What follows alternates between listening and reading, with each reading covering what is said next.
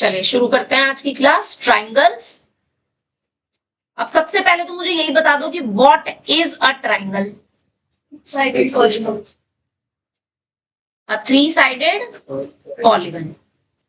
ठीक है जी। कितने साइड्स होती हैं, कितने वर्टिसेस होते हैं, कितने इंटीरियर एंगल होते हैं? 3 वर्टिसेस, 3 साइड्स और 3 ही इंटीरियर एंगल्स। ठीक है, ओके। कितने टाइप के ट्राइंगल्स होते हैं? 3 ही टाइप के ट्राइंगल्स हैं। कौन कौन से हैं? 3 ही टाइप के हैं। वैसे 6 होते हैं वो नहीं, पहले साइड्स के बेस पे बताओ। साइड के बेस पे कितने ट्राइंगल्स होते हैं, कितने तरीके के होते हैं? स्केलिन, आइसोस्केलेस और इक्विलेटरल, है ना। यानी टाइप ऑफ ट्राइंगल्स में बेस्ड अपॉन साइड कितने तरीके के ट्राइंगल्स हैं? 3 तरीके के हैं। स्केलिन, आइसोस्केलेस और इक्विलेटरल। ठीक है, और उसके बाद है बेस्ड अपॉन एंगल्स। हाँ, बेस्ड अपॉन एंगल्स कितने तरीके के होते हैं? राइट एंगल, चलो ठीक है। राइट एंगल्ड ट्राइंगल जिसमें एक एंगल 90 डिग्री, ओनली वन। ठीक है। दूसरा ऑब्ट्यूज एंगल्ड ट्राइंगल जिसमें एक एंगल ऑब्ट्यूज एंगल हो, ओनली वन एंगल। और एक्यूट एंगल्ड ट्राइंगल जिसमें तीनों एंगल एक्यूट हो, है ना। All the 3 angles are acute. इसमें 1 एंगल ऑब्ट्यूज और राइट एंगल में भी 1 एंगल 90 डिग्री। यही होता है। इसके अलावा भी होता है और कोई टाइप का? टाइप ऑफ ट्राइंगल पूछ रही हूँ, सिर्फ नहीं हो रही। ये सिर्फ एक ट्राइंगल की बात हमने करी है कि एक ट्राइंगल कैसा हो सकता है। अब अगर मैं बात करूं पेयर ऑफ ट्राइंगल्स की, तो पेयर ऑफ ट्राइंगल्स हो सकता है same shape and same size के हो, या हो सकता है कि सेम शेप और बट डिफरेंट साइज के हो, और हो सकता है कि शेप भी अलग हो और साइड भी अलग हो, यानी कि different shape and different size. क्या इसके अलावा भी कोई और प्रॉपर्टी हो सकती है? 2 ट्राइंगल्स के लिए क्या और कोई पॉसिबिलिटी हो सकती है? भाई या तो उनकी शेप सेम होगी और साइज भी सेम होगा, या तो शेप सेम होगी लेकिन साइज डिफरेंट होगा, या दोनों ही डिफरेंट होंगे। इसके अलावा तो कुछ और प्रॉपर्टी नहीं हो सकती। नहीं हो सकती ना। अब ध्यान देना, अब जो ये प्रॉपर्टी है ना, same shape and same size, इस केस में हम बोलते हैं ट्राइंगल्स आर कॉन्ग्रुएंट। और ये हमने कहां पढ़ा था? 9th क्लास में। और कॉन्ग्रुएंसी के जो रूल्स थे, रूल्स ऑफ कॉन्ग्रुएंसी, वो क्या थे? SSS रूल था, जिसके अकॉर्डिंग अगर 2 ट्राइंगल्स की तीनों साइड्स इक्वल हैं तो वो ट्राइंगल क्या हो जाएगा? कॉन्ग्रुएंट हो जाएगा SSS से, यानी साइड्स इक्वल होनी चाहिए। अगला रूल कौन सा था जी? SAS, यानी कि अगर 2 ट्राइंगल में एक एंगल इक्वल है तो उसी एंगल की जो 2 साइड्स हैं, उस एंगल को बनाने वाली जो 2 साइड्स हैं, वो इक्वल होनी चाहिए, कोई और नहीं। एंगल में 2 साइड होती है, उसकी आर्म्स जो होती है वही दोनों इक्वल होनी चाहिए। थर्ड वन भी ठीक है। फिर हमने क्या पढ़ा था? AS से। इसमें क्या था जी? कि एक ही साइड के दोनों एंड पॉइंट पे जो एंगल बनेंगे, यानी कि उस साइड को हम क्या बोलते हैं? Common side. 2 एंगल की कॉमन साइड वो इक्वल होने चाहिए, यानी कि एक ही साइड जो इक्वल है उसी के दोनों एंड पॉइंट पे एंगल दिए होने चाहिए, और दैट शुड बी इक्वल। ठीक है। इसके बाद कौन सी पढ़ी थी? एक पढ़ी थी AAS, जिसके अकॉर्डिंग दो एंगल और नॉन कॉमन साइड वो इक्वल होनी चाहिए, और एक आपने लास्ट पढ़ी थी RHS, जिसके अकॉर्डिंग एक राइट एंगल, हाइपोटेन्यूज और परपेंडिकुलर या बेस में से कोई भी एक साइड वो इक्वल होनी चाहिए। ठीक है, इनका यहां पर भी यूज आएगा, एक या दो क्वेश्चन में है यूज, जिसमें ट्रायंगल आपको कॉन्ग्रुएंट दे रखे होंगे, सिमिलर प्रूफ करना होगा, या सिमिलर दे रखे होंगे कॉन्ग्रुएंसी प्रूफ करनी होगी तो आएगा। ठीक है, अब बात आती है कि अगर दो ट्रायंगल्स की शेप तो सेम है लेकिन उनका साइज डिफरेंट है। अब शेप सेम का मतलब क्या हुआ, सेम शेप कब होगी, जब उनके एंगल्स तो होंगे इक्वल लेकिन साइड्स का रेशो सेम हो, साइड्स प्रोपोर्शनल हो। तो same shape and but different size का मतलब होता है angles are same, angles are same but sides are not equal but proportional, proportional। Sides equal नहीं होंगी, उनका रेशो सेम होगा। जब रेशो सेम होता है तो हम उसको क्या बोलते हैं कि दे आर प्रोपोर्शनल। यानी अगर मैं दो ट्राइंगल की बात करूं लाइक दिस, ये ट्राइंगल है ABC, ये दे रखा है DEF दे रखा है, तो एंगल A सपोज करो D के इक्वल है, एंगल B सपोज करो E के इक्वल है, और एंगल C जो है सपोज करो F के इक्वल है। ठीक है, अब एंगल A की अपोजिट साइड कौन सी हुई, BC, तो D की अपोजिट कौन सी साइड हुई, EF, तो इनका रेशो ये बनेगा must be equals to angle B की अपोजिट साइड कौन सी है, AC, एंगल E की opposite side DF, must be equals to third side AB upon D। तो क्या क्या चीजें इक्वल होनी चाहिए, एंगल A एंगल D के equal, angle B angle E के equal, angle C angle F के equal, and sides are proportional. Then we say that the triangles are similar। अब ध्यान से सुनना, जब आप कॉन्ग्रुएंसी दिखाते थे तो आप यूज करते थे CPCT। CPCT का क्या मतलब होता था, corresponding parts of congruent triangles. अब यहां पर अगर ट्राइंगल सिमिलर हो गए तो यहां पर लगता है CPST। तो अब CPST की क्या फुल फॉर्म हो जाएगी, corresponding parts of similar triangles. मेरी बात समझ आ गई? ठीक है, यहां तो corresponding parts of congruent triangle से एंगल्स भी इक्वल होते थे और साइड भी कैसी होती थी, इक्वल होती थी। लेकिन यहां पे CPST से एंगल्स तो इक्वल होंगे लेकिन साइड प्रोपोर्शनल होगी। साइड इक्वल नहीं होंगी, साइड क्या होंगी, प्रोपोर्शनल होगी। मेरी बात समझ आ गई? अब जैसे आपने रूल्स उसमें पढ़े थे कॉन्ग्रुएंसी के, जैसे ही यहां पर हैं आपके रूल्स ऑफ सिमिलैरिटी। अब रूल्स ऑफ सिमिलैरिटी हम अच्छे से समझेंगे, जरा ध्यान से देखना। ठीक है, पहला रूल है AA रूल। AA रूल कह लो या AAA रूल कह लो, एक ही बात है।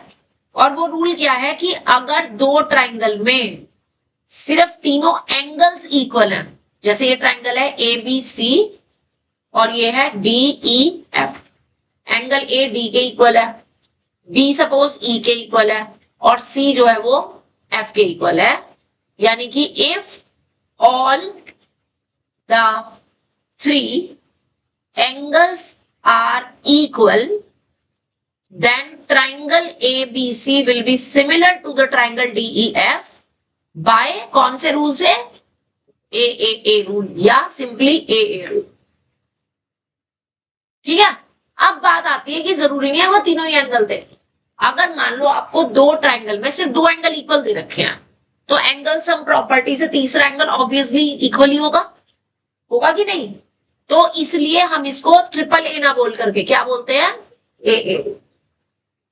क्लियर? फॉर एग्जाम्पल समझो जरा, मान लो आपको दो ट्राइंगल दे रखे हैं, राइट एंगल ट्राइंगल, इसकी वैल्यू दे रखी है सपोज आपको 30 डिग्री, और एक और ट्राइंगल दे रखा है आपको। अब ये देखने में ही पता चल जाता है एक छोटा एक बड़ा है, तो जब एक छोटा एक बड़ा है तो कॉन्ग्रुएंसी तो हो ही नहीं सकती ना। क्या पॉसिबिलिटी हुई? सिमिलैरिटी। अब सपोज करो इसमें ये एंगल दे रखा है आपको 30 डिग्री, इसका मैं नाम लिख रही हूं ए बी सी, इसका नाम लिख रही हूं मैं डी ई एफ। अब क्योंकि इसमें दो एंगल इक्वल हैं तो क्या नाम दूंगी मैं इन दोनों को, और सिमिलैरिटी का साइन होता है ये वाला, this is the sign of similarity. 918 hello आज ठीक। हाँ जी, क्या नाम होगा यहां से? ट्राइंगल अगर मैं ए बी सी लिख रही हूं तो आप पता कैसे चेक करना है? बी पे 90 डिग्री बन रहा है और बी मैंने कहा लिखा है, बीच में लिखा है। यहाँ 90 किस पे बन रहा है? डी पे, तो डी पॉइंट में बीच में लिखूंगी, ठीक है। यहाँ पे 30 डिग्री कहाँ बन रहा है? सी पे, वो हमने लास्ट में लिखा हुआ है। यहाँ 30 डिग्री कहाँ बन रहा है? एफ पे, तो वो मैं लास्ट में लिखूंगी। तो बचा क्या? वो पहले लिखोगे। रूल क्या आ गया? ठीक है, तो अभी पहले तो ये नोट करो, जितना भी मैंने बताया फॉर्मूला नोटबुक में इसको नोट करो। यहां से जूम कर दूं? ये लो जी, ये नहीं लिखना, यहां से लिखना है पेयर ऑफ ट्राइंगल्स, यहां से लिखना है, ठीक है। यहां से लिखो।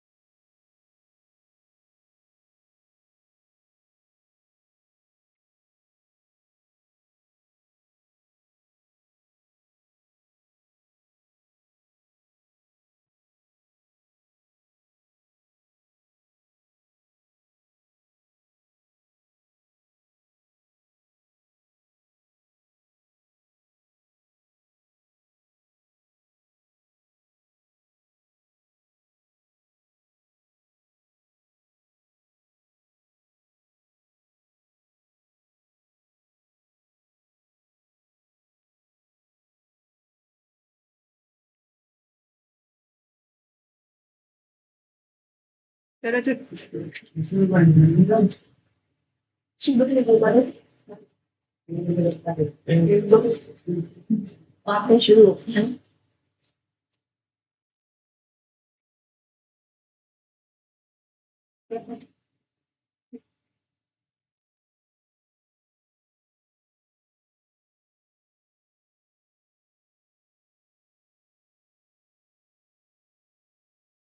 और ये बेटे सारे रूल लिखने हैं, ये भी लिखने हैं आपको। नहीं नहीं वो नहीं, बस पेयर ऑफ ट्राइंगल से लिखना है। इसमें भी ये जो थर्ड मैंने अलग से लिखा है, इसको चाहे लिखो ना लिखो कोई जरूरत नहीं है, ये दो मेन है, कॉन्ग्रुएंसी और सिमिलैरिटी। कॉन्ग्रुएंसी का साइन कैसा होता है जी? ऐसे और दो इक्वल, ये सिंबल है। सिमिलैरिटी का साइन क्या होता है? सिंपली है, बस इसके नीचे इक्वल नहीं लगा, ठीक है। ये सिमिलैरिटी का साइन है और ये कॉन्ग्रुएंसी का, ठीक। क्वेश्चन बहुत छोटे छोटे हैं लेकिन बहुत इंपॉर्टेंट है। एक सबसे बड़ा प्लस पॉइंट क्या है कि जो आपकी एनसीईआरटी की बुक में दिए होते हैं ना, या एग्जाम्पलर की बुक में क्वेश्चन दिए होते हैं प्रूविंग के, ज्यादातर वही आते हैं। 90% चांसेस है कि वो प्रूविंग के क्वेश्चन सेम आते हैं। व्हाट? एनसीईआरटी इसमें है एलिमेंट्स में खुद ही, अलग से लेने की जरूरत ही नहीं है। इसमें आपके सारे क्वेश्चन कवर अप हो जाएंगे, आपको अलग से जरूरत नहीं पड़ेगी कुछ भी करने की। कुछ है बड़े, कुछ क्वेश्चन है थोड़े से बड़े, एक एक पेज। कोई दिक्कत नहीं है, सब चलता है।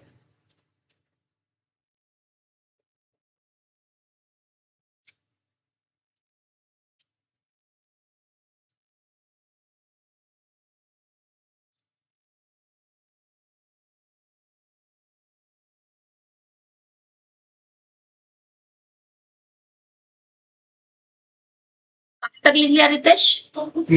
अरे वाह, बहुत अच्छा बच्चा है। क्या को लिखने दो दे।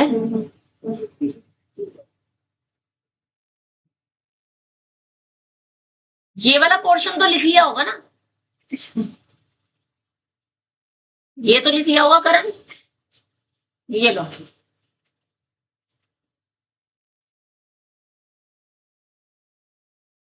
एक ही रूल होता है। नहीं, और भी होते हैं, अभी लिखवाऊंगी ना, पहले ये तो लिखो। ये लो।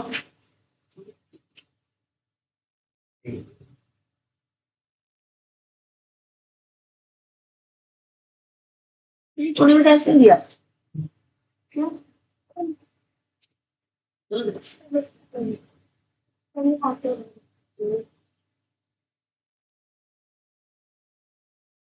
कभी कोई छुट्टी ले लेता है, कभी कोई छुट्टी ले लेता है। काफी ज्यादा बच्चों ने दिया इंटर। हाँ, मेरा ईशानवी ने भी नहीं दिया टेस्ट।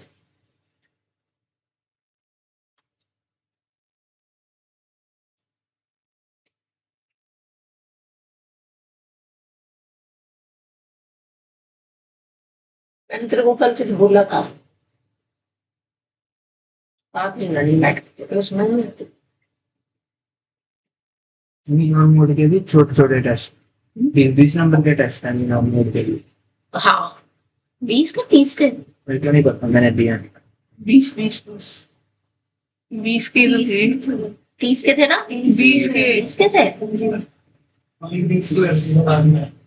नहीं नहीं दे रहा मोड और 3 का 30 का करके 20 का करा दिया था। इसने करवाया दिव्यांश ने, हम 20 का कर दो। अरे 6 क्वेश्चन थे ना, कहते हैं 5 इसके मैंने 5 नंबर का एक क्वेश्चन बोला था, कहते नहीं मैम 20 का कर दो। तो नहीं 5 नंबर का एक क्वेश्चन। क्वेश्चन सारे करने थे तो सामने मार्क्स वो करती है, तो इसका क्या मतलब है? हाँ जी, यहाँ तक लिख लिया। रूल समझ आ गया, ये वाला रूल समझ आ गया।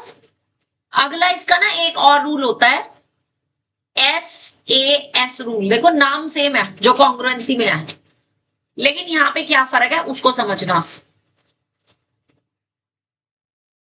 सपोज करो आपको ये 2 ट्रायंगल दे रखे हैं, ये दे रखा है ABC और ये दे रखा है PQR, जिसमें ये वाला एंगल इसके इक्वल है, एंगल A एंगल P के इक्वल है, ठीक है। अब एंगल A की साइड्स कौन कौन सी हैं जी? एंगल A की साइड्स कौन कौन सी हैं जो एंगल ए बना? यस, AB और AC। और एंगल P की साइड्स कौन कौन सी हैं?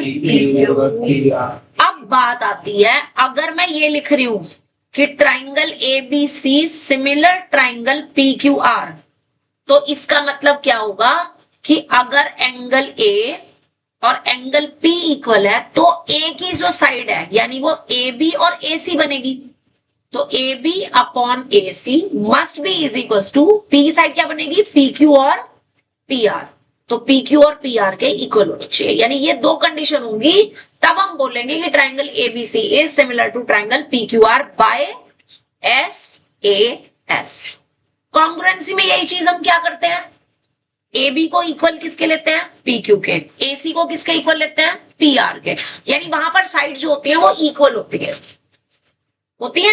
यहां पर हमें साइड्स को क्या लेना है, उनका रेशो सेम दिखाना है, कि अगर रेशो सेम है तो SAS रूल से ये सिमिलर है। फर्क समझ आया कि नहीं? ये ऊपर ए से इक्वल हो गया ट्रायंगल, व्हाट?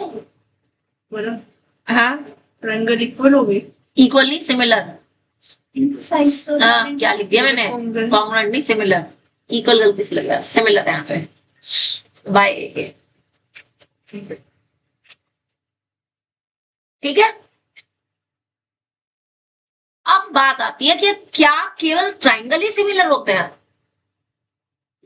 ट्रिपल ट्रायंगल में केवल ट्राइंगल सिमिलर नहीं होते, और जो हमारे पास अदर फिगर्स हैं लाइक सर्कल्स हो गया, स्क्वायर्स हो गया, रोम्बस हो गए, क्वाड्रिलेटरल हो गए, ये भी सिमिलर हो सकते हैं। तो उसमें भी सेम चीज रहेगी कि angles must be same and sides must be proportional. बात समझ आ गई? ठीक है। तो पहले वाली एक्सरसाइज जो है वो ना जस्ट आपकी एमसीक्यूज की है, जो हम करेंगे ताकि आपका बेसिक्स क्लियर हो। एक्सरसाइज शॉर्ट एग्जांपल ये 6.1 से पहले जस्ट ओपन पेज नंबर 6.4 जिसका एग्जाम्पल 1 हम कर रहे हैं, फिल इन द ब्लैंक्स है। आता नहीं है पेपर में, बट हम इसलिए कर रहे हैं ताकि हमारा कंसेप्ट क्लियर हो जाए। ठीक है, सबसे पहला पार्ट दे रखा है ऑल स्क्वायर्स आर, ब्रैकेट में ऑप्शन है सिमिलर या कॉन्ग्रुएंट। अच्छा, सारे स्क्वायर कॉन्ग्रुएंट होते हैं। ऑल तो सिमिलर। ऑल स्क्वायर्स की बात हो रही है, यानी इसमें वो स्क्वायर्स होंगे जिनकी साइड डिफरेंट डिफरेंट होगी। सिमिलर आएगा। ये देखो, सपोज मैंने एक ये स्क्वायर ले लिया, अब ये चारों एंगल तो 90 हो गए, अब एक ये बड़े वाला ले लिया, अब इसमें एंगल तो चारों सेम है लेकिन साइड तो सेम नहीं है। लेकिन हाँ, क्योंकि स्क्वायर की अपने आप में सारी साइड सेम होती हैं, इसका मतलब अगर मैं इसकी हर एक साइड को x ले लूं और इसकी हर एक साइड को y ले लूं, तो जो रेशो मेरा A B upon P Q करके आएगा, A B upon P Q करने से आएगा, सेम वही रेशो मेरा B C upon Q R करने से आएगा। आएगा कि नहीं? वही रेशो मेरा C D upon R S करने से आएगा, वही रेशो मेरा A D upon P S करने से आएगा। आएगा कि नहीं? और एंगल है सारे सेम।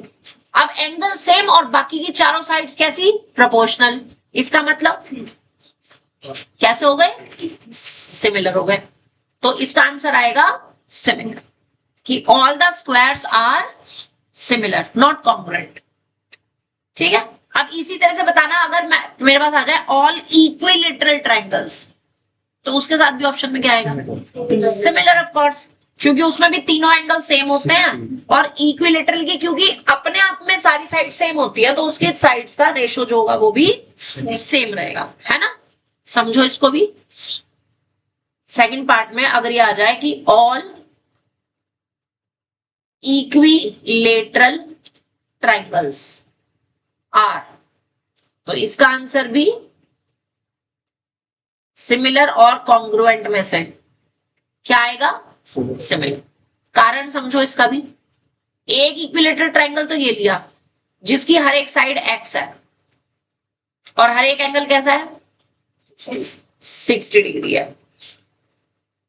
ठीक है, एक मैंने ले लिया बड़ा वाला इक्विलेटरल ट्रायंगल, इसका भी हर एक एंगल कैसा होगा?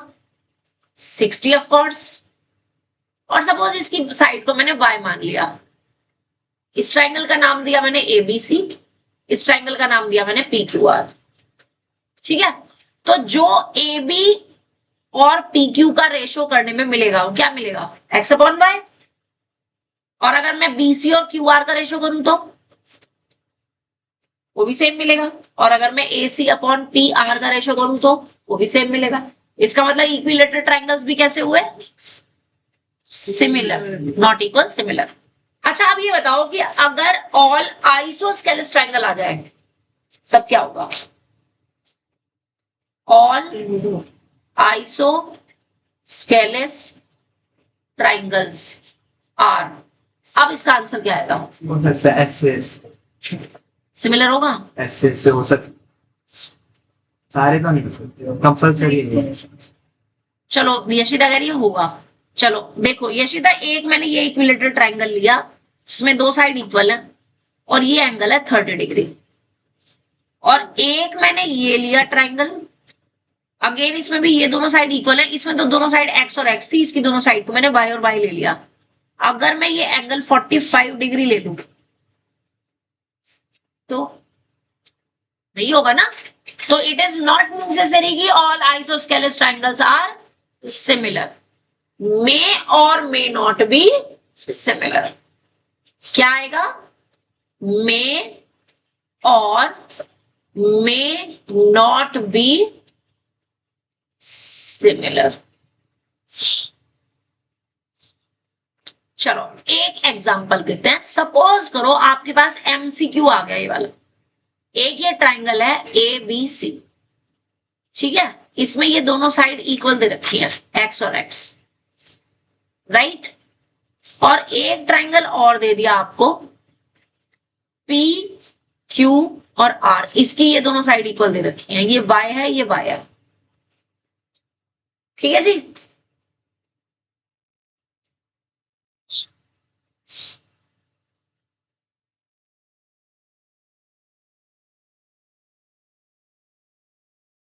सपोज करो इसका ये एंगल दे रखा है 40 डिग्री, ठीक, और इसमें आपको सिर्फ ये वाला एंगल दे रखा है 70 डिग्री। अब बताओ ये ट्रायंगल सिमिलर होंगे कि नहीं होंगे, लगाओ दिमाग। हाँ 2 मिनट पूरा, 2 मिनट पूरा लो, कोई दिक्कत नहीं। नहीं होंगे, यशिता कह रही नहीं होंगे, ओके। करण क्या कह रहा है? होंगे। ओम कह रहा होंगे, होंगे खुशी कह रही है हो सकते हैं, होंगे आदित्य भी कह रहा है होंगे, शिवम नहीं होंगे, ओके। और बाकी होंगे। अच्छा अब ये बताओ जो कह रहा है कि होंगे वो बताओ कैसे। देखो हम वो ना पी क्यू आर में दोनों एंगल साइड इक्वल है तो एंगल भी इक्वल हो जाएंगे। बिल्कुल सही। 70 हो गए उधर पी क्यू आर में, हाँ ठीक है। अब इसको करेंगे तो एंगल उस फिर उसमें 40 आ जाएगा ऊपर। यस बिल्कुल सही। यहाँ पर देखो ये एंगल 40 है।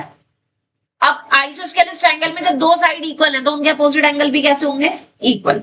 अगर इन दोनों एंगल को मैं ए मान लूं तो a प्लस 40 इज 180, तो मेरे पास a की वैल्यू कितनी आ जाएगी? 70 आ जाएगी। अब यहाँ पे देखो, अब इस वाले ट्रायंगल में क्योंकि ये दो साइड इक्वल है तो जितना ये एंगल है उतना ये वाला एंगल होगा, तो ये भी 70 हो गया। इसको अगर मैं बी एंगल मान लूं तो b प्लस 70 180 से b कितना आ जाएगा? 40। तो अब बताना ट्रायंगल सिमिलर हुए कि नहीं। तो यहां से triangle A B C will be similar to triangle P Q R. Rule कौन सा लगा? एस ए एस कह लो या ए भी बोल सकते हो तुम, क्योंकि सारे एंगल सेम है ना।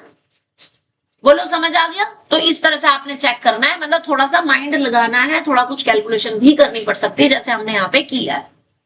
क्लियर हो गई बात अच्छे से? चलिए अब ये बताइए कि ऑल कॉन्सेंट्रिक सर्कल्स, इसका क्या आएगा? ऑल कॉन्सेंट्रिक सर्कल्स आर क्या आएगा? सिमिलर, कॉन्ग्रुएंट या कुछ भी नहीं। कॉन्सेंट्रिक क्या होता है? कॉन्सेंट्रिक जिनका सेंटर सेम होता है, जैसे सेंटर यही है, एक सर्कल तो ये रहा, एक सर्कल मैंने ये बना लिया, तो कैसे होंगे? क्या ये सिमिलर होंगे? रेडियस को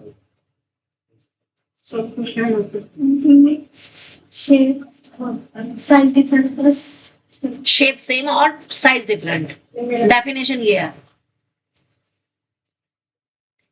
डिपेंड करेगा रेडियस के ऊपर, अगर डिवाइड हो रहा रेशियो से। अच्छा एक बात बता, इसकी रेडियस सपोज स्मॉल आ रहा है और बाहर वाले कैपिटल आ रहा है, पता नहीं। अच्छा पता होना चाहिए। चल मैंने आर ले लिया 3, कैपिटल आर ले लिया 5, सेंटर सेम है, सेंटर इज सेम, हो सकता है और कोई जगह ऑलवेज सिमिलर होते हैं। क्योंकि बेसिक डेफिनेशन क्या है सिमिलैरिटी की? Shape same but different size. है तो दोनों सर्कल ही, सर्कल में कोई एंगल का खेल नहीं है, कुछ नहीं है, सिर्फ और सिर्फ क्या होती है? रेडियस होती है कि नहीं? साइज जगह से सेम ही आएगा डिवाइड। साइज डिफरेंट है ना, शेप तो सेम है, साइज डिफरेंट है। तो ऑल सर्कल्स या all concentric circles are always similar. अब इसमें पता ऑप्शन कैसे कैसे देते हैं? ऑप्शन ऐसे ऐसे देते हैं, not similar, always similar, sometimes similar, कुछ ऐसे, मतलब कंफ्यूजिंग से ऑप्शन देते हैं इसमें, तो बहुत ध्यान से काम करना है। तो that will be always similar, ठीक है? ओके चलिए अब बताइए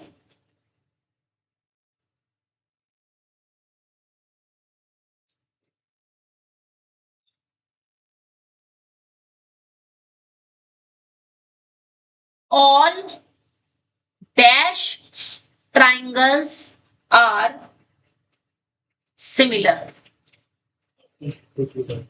अभी ऑप्शन तो सुन लो।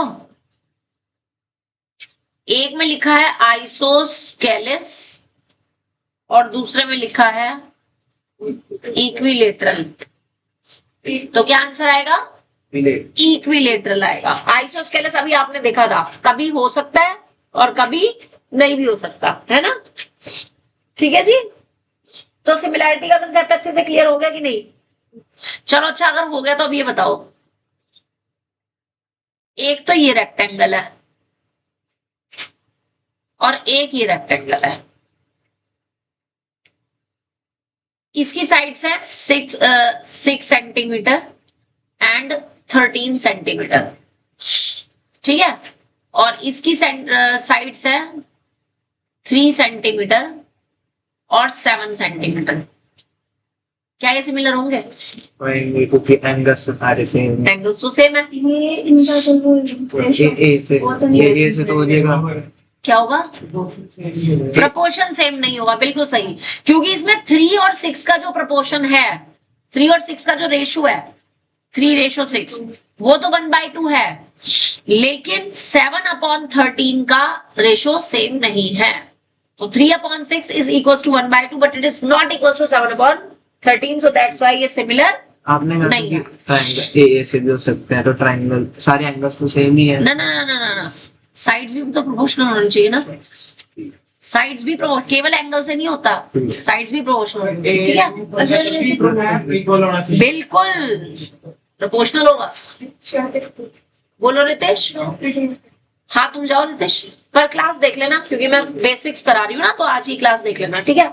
चलिए अच्छा, अब ये बताओ, अगर मैं यहां पर 7 की जगह 13 को चेंज करना चाहिए क्या? 13 चेंज करके पॉइंट। चलो इसको नहीं, मैं इसको भी पॉइंट में कर सकती थी वैसे तो, 6.5 चलो इसको कर लेते हैं। ये 13 था, अगर मैं इसको 14 कर देती फिर हो जाता है। तब ये सिमिलर हो जाते हैं, है ना? क्योंकि उस केस में 3/6 इज इक्वल टू 1/2 और इज इक्वल टू 7/14 हो जाता, तो तब ये सिमिलर हो सकते थे। ठीक है जी, क्लियर हो गई बात? अच्छा अब बताना, ऑल रोम्बस आर, क्या सारे के सारे रोम्बस सिमिलर होंगे? सिमिलर किया है। क्या हुआ? ऑल रोम्बस आर, क्या सारे के सारे रोम्बस हमेशा सिमिलर होंगे? Settle down. हो सकता है क्योंकि उनके साइड इक्वल है। सारी साइड्स इक्वल होने से क्या वो सिमिलर हो जाएंगे? अब एंगल भी देखना पड़ेगा। मैंने क्या बोला? अच्छा, दोनों चीजें देखनी है। यस, आपको सिमिलैरिटी के लिए 2 चीजें चेक करनी है, एंगल सेम और साइड्स प्रोपोर्शनल। सारे एंगल्स बिल्कुल। अब सपोज कर ये रोम्बस है तेरा, तो उसका भी मे और मे नॉट। अब देखो साइड्स तो सारी सेम है, क्योंकि मुझे पता है साइड सेम होती है, बिल्कुल इसमें भी आएगा मे और मे नॉट। सपोज करो इसमें अपोजिट एंगल जो है यहाँ तो 120 दे रखे हैं, ठीक है, और यहाँ दे रखे हैं कितने? 60। और अगला मैं रोम्बस ले रही हूं जिसकी ये साइड्स तो चारों तो सेम है, y और y, लेकिन मैंने एंगल डिफरेंट कर दिया है। मैंने एंगल ले लिए ये 130 और ये रह गए मेरे पास 50-50। सो 360। हाँ, तो अब बताओ क्या ये सिमिलर हुए? नहीं हुए ना। क्यों नहीं हुए? क्योंकि एंगल्स इक्वल नहीं है। तो इसमें भी क्या आएगा? मे और मे नॉट, डिपेंडिंग अपॉन की एंगल्स इक्वल देते हैं या नहीं। क्लियर हो गया अच्छे से? तो यहां तक था हमारा इसका बेसिक्स, और अभी टाइम कितना बचा है? क्योंकि मेरे को इसका नहीं बचा है। चलो तो फिर हम कल इसमें ना बीपीटी का मेन जो इसकी मेन थ्योरम है, बेसिक प्रोपोर्शनैलिटी थ्योरम, वो और उसका प्रूफ कराएंगे, क्योंकि वो पेपर में आता है। ठीक है जी, 110%।